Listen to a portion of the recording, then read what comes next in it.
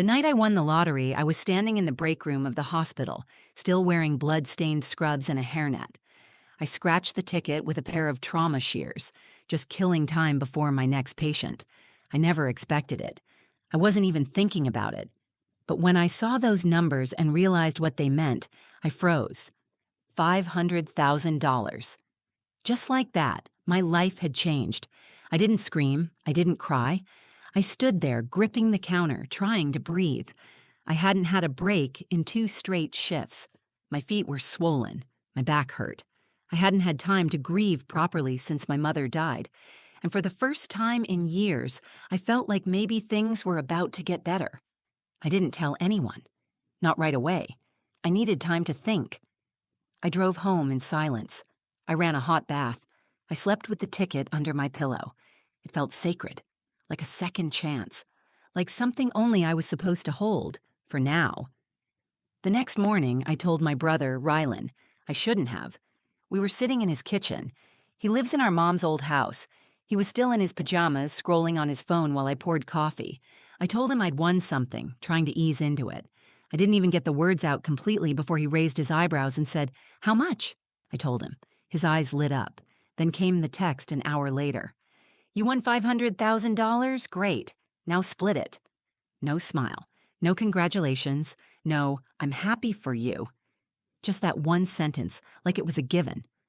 I stared at the message. My chest felt tight. I thought maybe he was joking, so I waited. Nothing.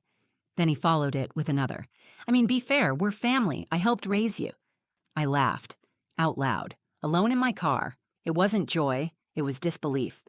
My brother, who hasn't worked a full-time job in 4 years, who left me to handle everything when our mother was sick, who borrowed money from me without paying it back ever, was demanding half. That wasn't the moment I got angry. That came later. First I felt ashamed, like maybe I was being greedy. Maybe I was supposed to share. Maybe winning something good meant I had to spread it thin until it disappeared. That's how it always went in our family. You couldn't have anything without someone else grabbing at it. I'd been through too much. I was 31, divorced, burned out from nursing, and I had nothing to show for it. Rylan had lived off the scraps of my guilt for years, and now he wanted the rest. I didn't respond right away. I needed to process what was happening. He called me later that day, acting casual. "So what's the plan?" he said. "We gonna take care of each other now or what?" There it was again. We. Like he'd done any of the work. Like he'd earned a say. I asked him what he meant. He sighed like I was being difficult. "Come on, Kaya. Don't make this weird. You got lucky. That kind of money changes both our lives." That's when I realized, in his mind, the win was never mine. It was always his too. He just needed me to hand it over. And in that moment, something in me hardened. I didn't feel bad. I didn't feel selfish. I felt awake. I'd been taking care of everyone for years. I paid bills that weren't mine. Sat in waiting rooms alone when our mom was dying. Listened to Rylan whine about the world like it owed him something. I let him drag me into his chaos because I thought that's what family meant. But that morning, staring at my phone, I realized what it really meant to Rylan. Family was leverage. And now, he thought I owed him half my freedom. That was the day I stopped playing his game, and I started building my own. I grew up in a house where love was loud, but responsibility was quiet. My mom, Lena Winters, was the kind of woman who carried entire worlds on her shoulders and made it look easy. She worked 2 jobs, kept the lights on, and somehow always made birthdays feel special, even if dinner was boxed mac and cheese. She used to say, "What we lack in money, we make up for in heart." I believed her. I still want to. My brother, Rylan, is 3 years older than me. When we were kids, he was the golden one. Charming, wild, reckless. He could break a vase, lie about it, and still walk away with a hug. I cleaned up the mess, and no one noticed. That pattern never really changed. When our dad left, Rylan stopped trying. He started skipping school, hanging out with older kids, stealing from gas stations. I kept my head down. I did my homework, helped Mom cook dinner, and made sure she didn't cry where Rylan could see her. I thought if I stayed good, the family wouldn't fall apart. But I learned early that being the responsible one meant picking up the pieces without asking who dropped them. As we got older, Rylan drifted further. He never finished college, blame professors, bosses, the economy. There was always someone else at fault. Meanwhile, I became a nurse. I worked double shifts, skipped vacations, and took care of our mom when she got sick. When she was diagnosed with stage 4 breast cancer, Rylan disappeared for 2 months. No calls, no help. I sat in every chemo session. I cleaned her wounds. I held her hand when she couldn't walk to the bathroom. I made sure she was never alone. Rylan showed up at the funeral wearing sunglasses and smelling like cheap whiskey. People hugged him anyway, said things like, "You must be hurting." I smiled through gritted teeth. After she died, he moved into the house. Said it was his right. It had been left to both of us, but I didn't fight him. I didn't want it. Too many memories. I let him have it. I figured it was the least I could do. And I meant that. I truly thought it was generous. At the time, I lived in a small apartment 20 minutes away. It was quiet, clean, and mine. I worked nights at the ER. The job was brutal. You see things that stick with you. A child who can't be saved. A man whispering his wife's name as he dies. But I held it together because someone had to. I didn't ask for help. I didn't expect it. Over the years, Rylan called me when his phone got cut off or when he couldn't afford the water bill. I always sent something. I didn't like it, but I did it. Part of me hoped each time would be the last, that maybe this help would be the one that helped him stand on his own. He never stood up. He leaned harder. My friends would ask why I kept helping him. I'd say, "He's my brother." And that was supposed to explain everything. Because we're taught that family deserves endless chances, that being blood means being bound. But I was starting to wonder if love meant carrying someone else's weight or teaching them to carry their own. Before the lottery, things were already stretched thin. I was working through the tail end of a divorce. My ex-husband, Marcus, was a good man in theory. Polite, intelligent, clean. But he never truly saw me. I became invisible in that marriage, just like I had growing up. Always managing, never appreciated. I walked away because I wanted more than just being needed. I wanted to be wanted. When I scratched that ticket, I felt a ripple of hope. For once, maybe I could breathe. Maybe I could pay off my loans. Maybe I could take a trip or just fix my car without choosing between tires or brakes. It felt like the universe finally handed me a lifeline. And I thought, maybe, just maybe, I could share a little of that joy with Rylan. Not because I owed him, but because I wanted to. Because I still believed some part of him was good. The big brother who used to sneak me extra cookies when Mom wasn't looking. The one who once punched a boy in 5th grade for making fun of my braces. I didn't expect a thank you parade. But I also didn't expect a demand. I didn't think the first words out of his mouth would be "split it." That was the moment I understood. This wasn't about celebration. This was about control. Rylan didn't see me as someone who deserved this win. He saw me as someone who owed him. Always had. Always would, but not anymore. I wanted to believe Rylan was just reacting poorly. That maybe it was shock. Maybe he'd sleep on it and realize how out of line he was. I even tried to convince myself that he'd apologize. But the next morning, my phone buzzed with another message. "You still haven't said how much you're giving me." No, "Good morning." No, "How are you?" Just another reminder that in his mind, my lottery win belonged to him as much as it did to me. I took a long breath before responding. "I'm not giving you anything, Rylan. It's my win." He didn't reply for 2 hours. Then came the call. I didn't want to answer, but I did. That's what I always did. His voice was sharp, already halfway to shouting. "What do you mean it's yours? You wouldn't have even bought that ticket if I hadn't convinced you to take a break that night." I blinked. "Are you serious right now?" "Yeah, Kaya, I'm serious. I've been here for you your whole life. Who helped you after your divorce? Who let you cry on their couch when Mom died?" "You mean the couch I paid to have cleaned after you spilled beer on it during that party?" I said. He scoffed. "You're being cold. This isn't like you. We're family." The word family hit like a slap. It always came with strings. I remembered every time I'd emptied my savings to cover his rent or sent him grocery money knowing I'd be eating cereal for dinner. I didn't yell. I didn't cry. I stayed quiet while he ranted. He went on about fairness, how I had a real job and he didn't, how he'd struggled more than I ever had, how Mom always wanted us to stick together. I knew what he was doing. twisting guilt into obligation, turning my success into his right. I said, "You're not entitled to this. You didn't earn it. You didn't even say congratulations." There was silence. Then he said, "You've changed." I said, "I had to."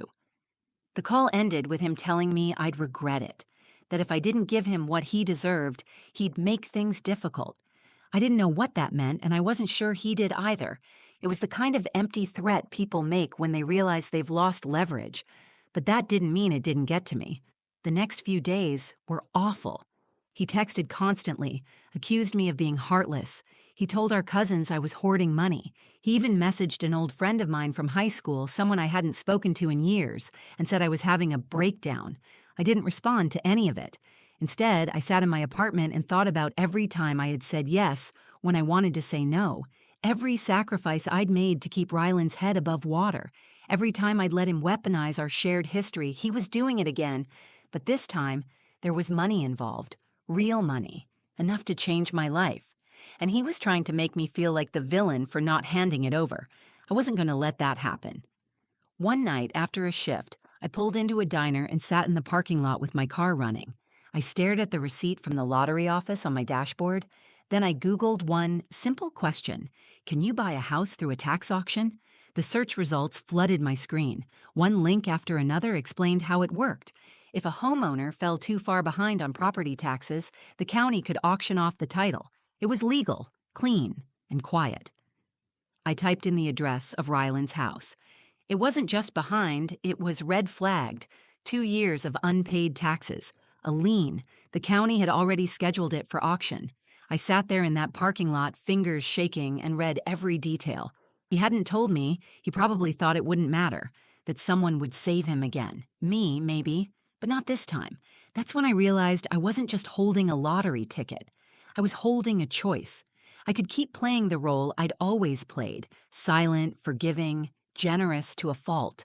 Or I could protect what I'd earned and finally stop being the one who paid for someone else's mess. That was the moment I made my decision. I never thought I would buy my brother's house, but that's exactly what I did. I wasn't impulsive. I didn't act out of rage. I acted because I was tired. Tired of being used. Tired of shrinking so others could feel taller.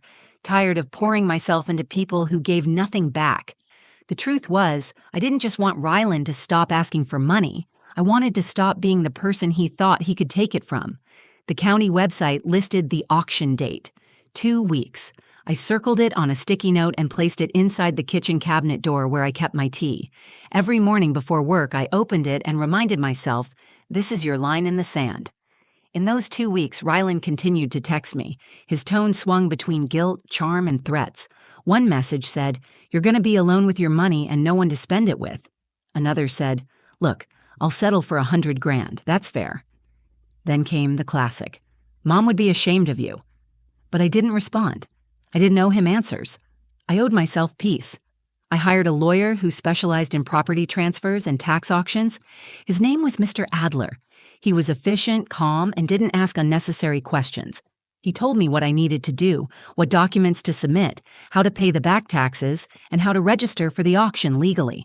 He also told me this kind of thing happened more often than people realized. Family members buy out homes to protect the asset or remove someone from it, he said. It's not uncommon. It just feels personal. It did feel personal, because it was. I didn't attend the auction in person. I submitted a bid through a private process with the county. It went uncontested. A week later, I received the paperwork confirming the transfer of ownership. I held the deed in my hand, the ink still sharp, and felt an odd mix of triumph and nausea. I now owned the house Ryland was living in. I didn't celebrate. There were no toasts, no relief, just quiet resolve. I didn't want revenge. I wanted accountability. I wanted him to finally understand what it felt like when actions had consequences. 2 days later, I drove to the house. I knocked on the door like any other visitor. Ryland opened it in a t-shirt with holes near the collar and a bag of chips in his hand. He looked surprised to see me. "What, no text?" he said. "You show up now?" I handed him a letter. He looked at it, confused. "What is this?" he asked. "It's a notice," I said. "As of this week, I own this house. It went up for tax auction. You didn't pay. I did. This is the proof." He stared at the paper. His mouth opened, then closed.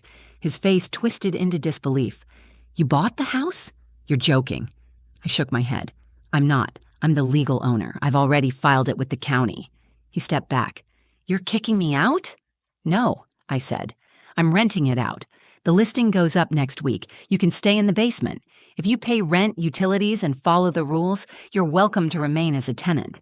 He laughed, but there was no humor in it. "You're actually doing this." "I am, and I want to be clear. This isn't punishment. This is structure. You've lived without it for years." His eyes darkened. "You're a real piece of work." "And you're finally out of excuses," I said. I turned and walked away.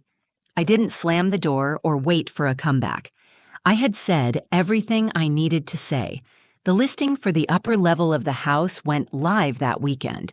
Within days, I had 2 college students ready to sign a lease. They were respectful, quiet, and paid on time. The main floor got cleaned up and listed on Airbnb. Guests loved the backyard and the vintage charm. Rylan sulked in the basement for the first month. I gave him a written agreement and a deadline to pay rent.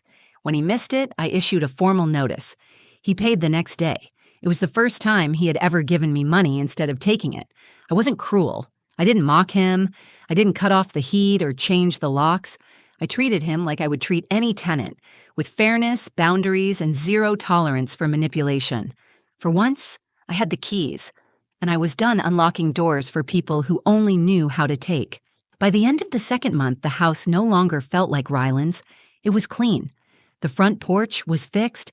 The yard, which had been littered with rusted tools and cigarette butts, was now trimmed and tidy. Guests came and went, often complimenting the space, not knowing the story behind the walls. Rylan kept mostly to the basement. He slammed doors, avoided eye contact, and made just enough noise to remind me he was still there, like a storm always waiting to roll back in. But I didn't engage. I handled everything through paper and email. I was no longer his sister when it came to the house. I was the landlord. That boundary, once impossible, was now law. The shift wasn't just physical. It was emotional. Every day I enforced the rules, I felt lighter. Not smug, not cruel, just free. Free from the idea that love had to mean sacrifice. Free from believing that the only way to have peace was to give everything away. One afternoon, I was at the house meeting a plumber. One of the Airbnb guests had reported a slow drain. I was walking out when I saw Rylan standing at the top of the basement stairs. He looked different, smaller, like the house itself no longer respected him. "You happy now?" he asked. I paused but didn't speak. "You won. You've got your strangers renting out my house while I live like a damn troll in the basement." I corrected him. "It's not your house, and you're not a troll. You're a man who finally has to live with the consequences of how he treats people." He let out a bitter laugh. "This all over some money? You really that petty?" "It was never about the money," I said. "It was about everything before the money. Every time you lied, every time you took, every time I stayed quiet." He shook his head, trying to play the victim, but his voice cracked. "You don't even feel bad." I took a step closer. I used to. Every time I said no, I felt like I was breaking something, but I was never breaking us. I was breaking the version of me you needed to keep using. For once, he had no answer. He just looked away. I left him there. Not to hurt him, but because I no longer needed him to understand. I didn't need validation from the same person who once told me I was only valuable when I was giving something away. A few weeks later, I returned for another inspection. The college renters were throwing a small birthday dinner in the backyard. They invited me to join. I brought cookies and stayed for a few minutes. Rylan walked up the steps into the sunlight, blinking like it hurt. He watched the scene unfold from a distance, quiet, uncertain, out of place in a home that used to center around him. Later that evening, he knocked on the back door. He held out a folded piece of paper. "What's this?" I asked. "Next month's rent," he said. "I'm paying early." I looked at the envelope. "Thank you." He nodded once and turned to leave. No apologies. No thank you. But it was a start. I wasn't interested in revenge. I wasn't trying to destroy him. I just needed him to stop destroying me. That house, the money, the power shift, it was all a mirror. For once, he He had to look at his reflection and live with it. The most unexpected part? I didn't feel triumphant. I didn't feel like I'd beaten him. I felt clean, like a wound that had finally closed. A month later, I moved into my own house, a little one-bedroom cottage with a porch swing and a garden I had time to tend. It wasn't fancy, but it was mine. Bought outright, no mortgage, no strings. I framed the lottery ticket and tucked it into a drawer. I didn't need it on display. The win wasn't the paper. It was the decision that followed. People in town whispered. Some thought I'd gone too far. Others called me smart. I stopped listening either way. For the first time in my life, I wasn't trying to explain myself. I was just living. The money helped. But the real win was clarity. I finally saw my life as mine to design. Not to patch, not to survive, but to build. Rylan still lives in the basement. He pays rent. He mostly keeps to himself. He hasn't asked for another dime, and I haven't lost a single night of sleep since. 6 months after I bought the house, I sat on the back porch of my new home with a glass of iced tea in one hand and my phone in the other. It was a small cottage with peeling paint and creaky steps, but it was mine. Fully paid off. No loans, no cosigners, no strings. Just quiet, sunlight, and space that belonged to me. It didn't feel like luxury. It felt like breath. Like I could finally stop clenching my jaw every time my phone rang. Like I could stop looking over my shoulder, waiting for the next request, the next guilt trip, the next excuse. Rylan still lives in the basement of the house I now own. He pays rent. He hasn't missed a month since the first time I issued a formal notice. He doesn't call. He doesn't ask for favors. He doesn't apologize either. I stopped needing one. People ask me sometimes if I regret it, if I ever feel bad about how things turned out between us. I understand the question. From the outside, it probably looks harsh. I bought my brother's house, rented it to strangers, and made him live in the basement. It sounds like revenge, but it wasn't. It was protection. It was the first time in my life I stopped bleeding for someone who wouldn't do the same for me. There's a version of me that would have folded, that would have handed over half the winnings, kept the peace, and gone on swallowing resentment in silence. That version of me would have been praised for being generous, forgiving, selfless, and she would have been miserable. I'm not that version anymore. I look back at my childhood now and see it clearly. I was raised to believe love meant sacrifice. That being the good one meant giving more, forgiving faster, and never holding boundaries too firmly.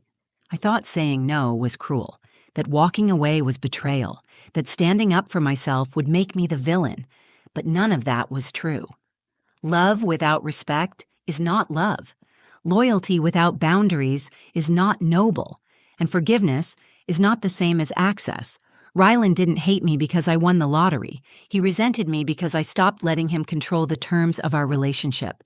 The money changed my circumstances, yes, but it was my decisions that changed my life. I used part of the winnings to buy peace. I invested the rest wisely, made plans for my future, and gave myself permission to build a life that didn't center on being someone else's safety net. I still work as a nurse. I still come home tired. I still see too much suffering, too many things that break your heart if you let them. But now I come home to silence, to safety, to a space that doesn't ask me to explain why I'm tired or apologize for not answering every call. I framed a photo of my mom and keep it by the window. Sometimes I talk to her. I think she'd understand what I did. I think she got tired too. I just don't think she ever had the chance to act on it. So I took mine. Rylan may never change. He may never see what he did wrong, but I no longer need him to. That's the freedom, the real win. Not the money, not the house, not the control. The freedom from needing someone else to agree with your truth in order to live it. I tell this story not because I'm proud of every detail, but because I'm proud of the choice. The one that said, I don't have to keep being the one who suffers so someone else can stay comfortable. If you've ever been the one holding everyone else up, I hope you hear this clearly. You don't have to earn rest. You don't have to set yourself on fire to keep someone else warm. You can choose you. And if that choice costs you people who only loved your silence, then it's not a loss. It's a release. I didn't just win $500,000. I won myself back, and I'm not giving that up for anyone. If this story hit home for you, if you've ever had to choose between keeping the peace and keeping your sanity, I hope it reminded you that you're allowed to choose yourself, Because sometimes the people closest to us are the ones who test our boundaries the hardest. And sometimes the biggest win isn't a lottery ticket. It's learning to stop apologizing for finally saying no. If you found something real in this story, give this video a like, share it with someone who needs to hear it, and drop a comment below. Have you ever had to draw the line with someone in your life? And if you want more true stories like this, raw, honest, and unfiltered, make sure to subscribe to the channel and hit that notification bell so you never miss the next one. Thanks for watching. I'm glad you're here. Stay strong, stay grounded, and take care of yourself first.